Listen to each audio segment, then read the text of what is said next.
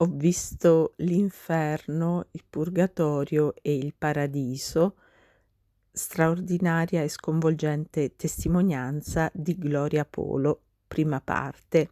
Salve a tutti carissimi, oggi voglio raccontarvi la storia di Gloria Polo, che è un medico, un dentista colombiano, il quale il 5 maggio del 1995, intorno alle 4 e mezza del pomeriggio, si trovava presso l'Università Nazionale di Bogotà. Quel giorno la dottoressa Gloria Polo si trovava con il marito Fernando e il nipote Edoardo. Prima di continuare a raccontarvi questa storia è necessario fare una piccola premessa. La dottoressa veniva da una famiglia molto cattolica, in particolare sua madre era una donna molto cattolica, molto devota, che aveva cercato di educare i suoi figli alla fede cattolica. Tuttavia, ecco, la dottoressa poi aveva avuto un'adolescenza, come si sa, un po' turbolenta, in cui si era un pochino allontanata, ecco, non era proprio una fervente praticante e col tempo, aveva smesso, insomma, di frequentare la Santa Messa e i sacramenti. Ecco, dunque la dottoressa, appunto, riprendiamo il nostro racconto, era felicemente sposata all'epoca, dei fatti, era un medico di successo, una bravissima e ancora un bravissimo dentista e, aveva anche, dei contatti con l'università, teneva anche delle lezioni all'università di Bogotà, era felicemente sposata e, si stava recando appunto all'università, di Bogotà per aveva bisogno di alcuni libri da prelevare, dalla biblioteca di facoltà per fare una conferenza. A un certo punto, ecco, la dottoressa racconta che era una giornata, in cui vi era proprio una specie di diluvio universale. Lei e il nipote Edoardo, scesero dalla macchina, con un ombrello, sotto un unico ombrello si recarono a piedi, verso la biblioteca di facoltà, attraversando un viale praticamente che era totalmente allagato, e a un certo punto accadde che la signora Gloria Polo e il suo nipote Edoardo furono colpiti da un fulmine e purtroppo Edoardo, che la dottoressa Polo ricorda come un ragazzo squisito, di straordinaria, fede, un fervente cattolico di grande umanità e di cuore buono, non riuscì a sopravvivere, una volta investito da questo tremendo fulmine, e morì sul colpo. Invece la dottoressa Gloria Polo, seppur ridotta in condizioni veramente disastrose, poverina, con bruciati i reni, i polmoni, danni gravissimi di ustioni in tutto il corpo, riuscì a sopravvivere, ma solo per poco tempo. Dopodiché, praticamente la dottoressa morì.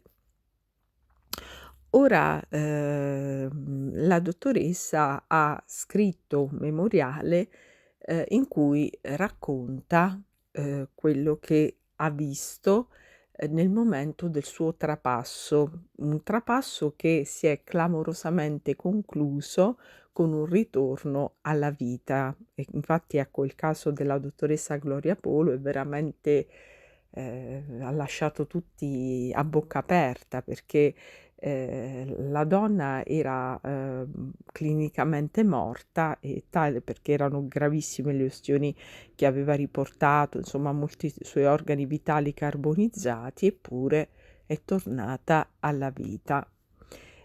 Leggiamo le parole con cui la dottoressa Gloria Polo ha raccontato questo suo straordinario viaggio nell'aldilà, in cui ha visto le soglie le porte del paradiso, del purgatorio, e poi ha visto chiaramente anche l'inferno. Dio mio, potessi avere le giuste parole per far comprendere la meraviglia che provai. Quando mi cadde addosso il fulmine, entrai immediatamente in una luce bianchissima, piena d'amore. Era come un sole bellissimo. Avvolta da questa luce sentii, fratelli miei, una pace, una gioia, un'allegria meravigliose. Ah, quanto è grande l'amore di Dio! Quanto è bella, fratelli miei, la morte! Non so perché ce ne hanno parlato e ce ne parlino ancora come di un castigo. Essa è invece l'abbraccio di Dio Padre. Mentre mi trovavo in questo stato paradisiaco, vidi il mio corpo carbonizzato che rimbalzava al suolo e il corpo di mio nipote. Vidi inoltre tutte le persone del mondo contemporaneamente, senza dover muovere lo sguardo perché ero libera dal tempo e dallo spazio. Percepii i loro pensieri e vidi i loro peccati segreti. Ero così piena d'amore che non riuscii a contenerlo e lo sentii debordare in me. Abbracciai tutte le persone e desiderai che tutti potessero sentire questo amore straripante. Tra tutti quelli che abbracciai, mia figlia primogenita, che allora aveva 9 anni, percepì il mio abbraccio e ne rimase scossa.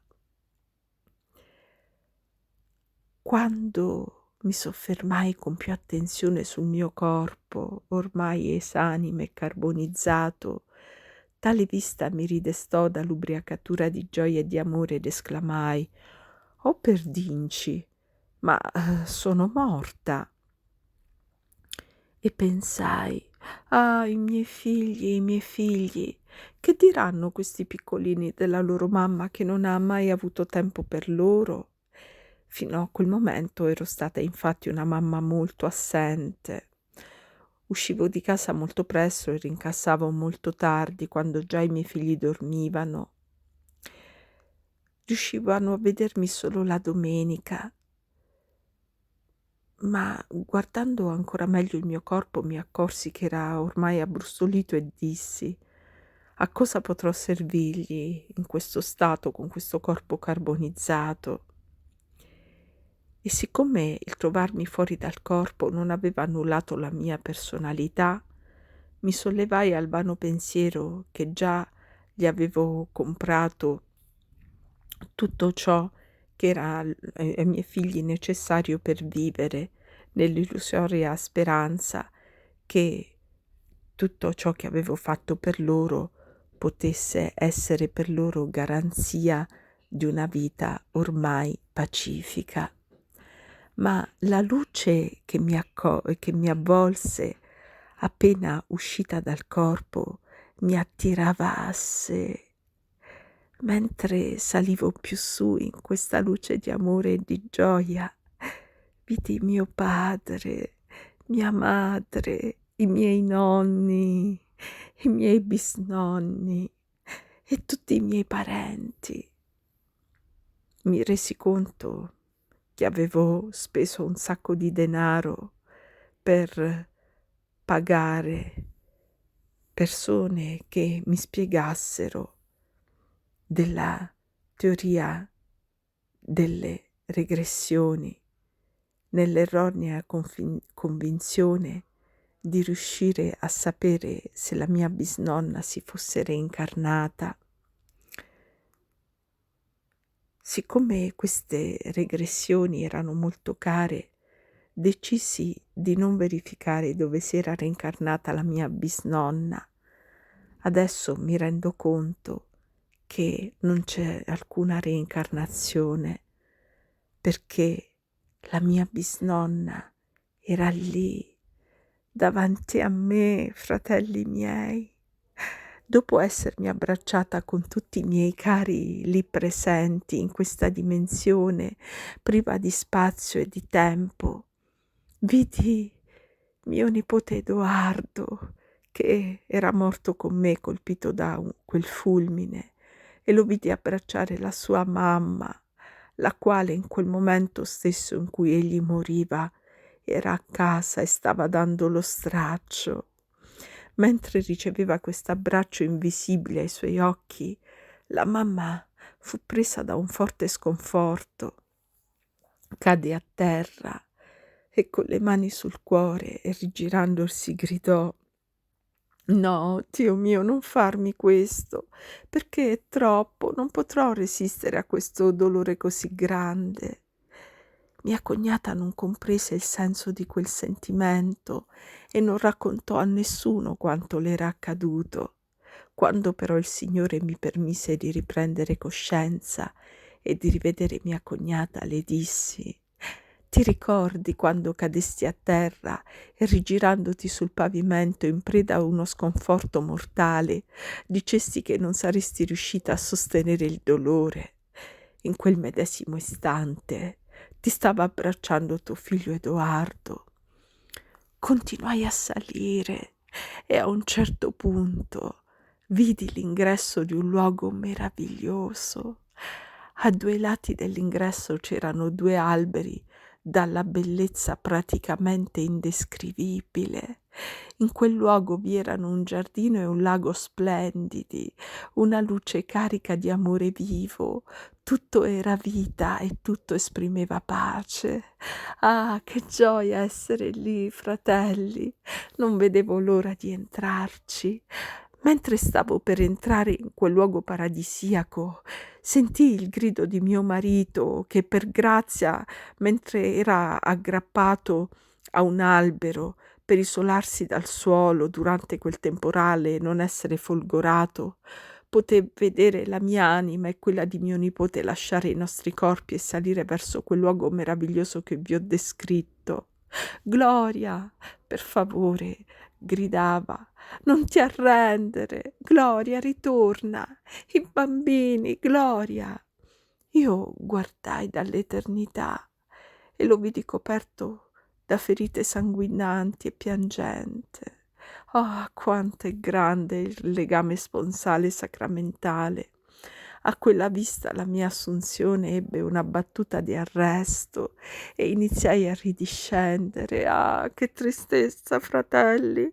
Mentre ridiscendevo vidi però l'ingresso trionfale di mio nipote Edoardo in quel meraviglioso giardino.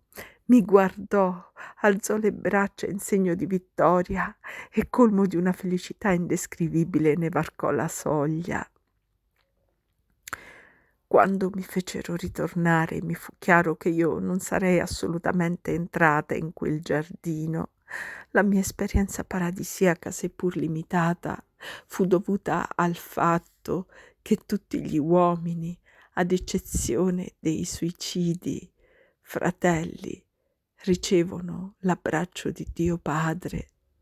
Per questo la totalità delle persone che hanno fatto l'esperienza di premorte, tranne qualche rara eccezione, racconta di un tunnel luminoso di amore vivo e di pace sterminata che li ha attirati verso un'uscita ancor più luminosa.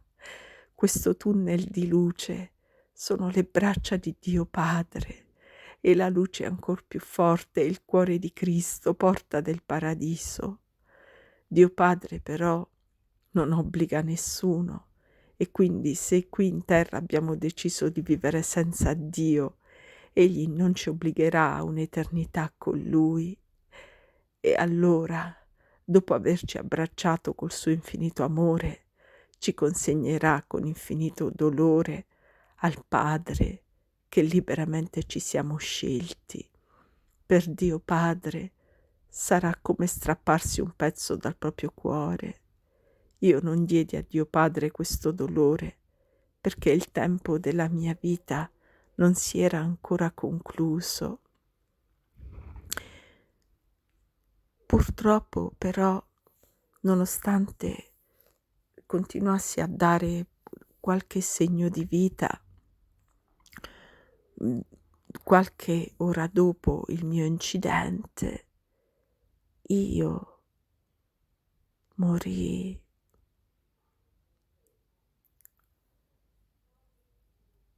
mentre sperimentavo l'abbandono più totale, vidi il nostro Signore Gesù accovacciato accanto a me. Con infinita tenerezza mise il suo braccio sotto la mia testa e mi consolò. Credetti di essere vittima di allucinazioni. Chiusi allora gli occhi provando a bloccare l'allucinazione, ma quando li riaprii era ancora lì. Ripetei l'operazione diverse volte, ma ogni volta che riaprivo gli occhi ritornavo a vederlo lì accanto a me. Quando Gesù vide in me un'attenzione sufficiente, mi disse guardandomi pieno d'amore: «Ascoltami, piccola mia, tu stai per morire, sentiti bisognosa della mia misericordia». Chiusi gli occhi e dissi: «Misericordia, misericordia». Ma non ero convinta della mia invocazione perché mi credevo innocente. E pur meditando sulle parole dettemi da Gesù, non riuscii a trovare in me alcuna colpa. Avevo cioè perduto la coscienza del peccato. Ecco che io iniziò per me un'esperienza che il nostro Signore mi ha dato la grazia di poter raccontare.